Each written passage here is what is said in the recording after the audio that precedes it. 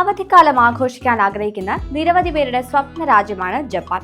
അത്യാധുനിക സാങ്കേതിക വിദ്യക്കൊപ്പം സമ്പന്നമായ സാംസ്കാരിക പാരമ്പര്യവും കൂടി ചേരുമ്പോൾ ജപ്പാൻ കൂടുതൽ ആകർഷണീയമാവുന്നു. രാജ്യത്ത് ദീർഘകാല അടിസ്ഥാനത്തിൽ ജീവിക്കാൻ ആഗ്രഹിക്കുന്നവരെ സ്വാഗതം ചെയ്യുകയാണ് രാജ്യം ഇപ്പോൾ. ജപ്പാനിലെ പെർമനന്റ് റെസിഡൻസി വഴിയാണ് ഇത് സാധ്യമാവുക. വിസകൾ ഇടയ്ക്കിടെ പുതുക്കാതെ തന്നെ ജപ്പാനിൽ താമസിക്കാൻ പെർമനന്റ് റെസിഡൻസി അനുവദിക്കുന്നു. ജോലിയുടെയും താമസത്തിന്റെയും കാര്യത്തിൽ ജാപ്പനീസ് പൗരന്മാരുടേതിന് സമാനമായ അവകാശങ്ങളും വാഗ്ദാനം ചെയ്യുന്നു.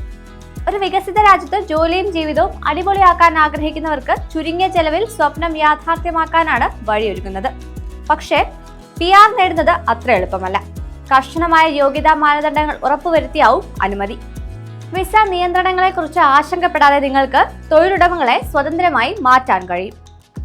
നിങ്ങൾക്ക് വായ്പകൾ നേടാനും സ്വത്ത് വാങ്ങാനും സ്വന്തമായി ഒരു ബിസിനസ് സ്ഥാപിക്കാനും കഴിയും. അപേക്ഷകർ കുറഞ്ഞത് 10 വർഷമെങ്കിലും തുടർച്ചയായി ജപ്പാനിൽ താമസിച്ചിരിക്കണം. ഒരു ജാപ്പനീസ് പൗരനെയോ PR ഉടമയോ വിവാഹം കഴിച്ചിട്ടുണ്ടെങ്കിൽ വിവാഹം കഴിഞ്ഞ് 3 വർഷത്തിനും ജപ്പാനിൽ 1 വർഷത്തെ താമസത്തിനും ശേഷം നിങ്ങൾക്ക് അപേക്ഷിക്കാം. ജാപ്പനീസ് പൗരന്മാരുടെയോ PR ഉടമകളുടെയോ കുട്ടികൾക്ക് ജപ്പാനിൽ 1 വർഷത്തെ താമസത്തിനു ശേഷം യോഗ്യത. വേഗത്തിൽ PR അനുവദിക്കുന്നതിനായി ജപ്പാൻ പോയിന്റ് അധിഷ്ഠിത സംവിധാനമാണ് ഉപയോഗിക്കുന്നത്.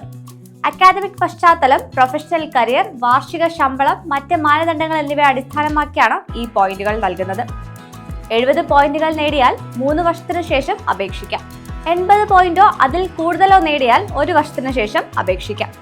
ജപ്പാനിൽ സ്ഥിരതാമസത്തിന് അപേക്ഷിക്കുന്നവർ സ്ഥിര വരുമാനത്തിന്റെ തെളിവ്, ക്രിമിനൽ റെക്കോർഡ് വിവരങ്ങൾ, നികുതിദായക വിവരങ്ങൾ എന്നിവ ആവശ്യമാണ്.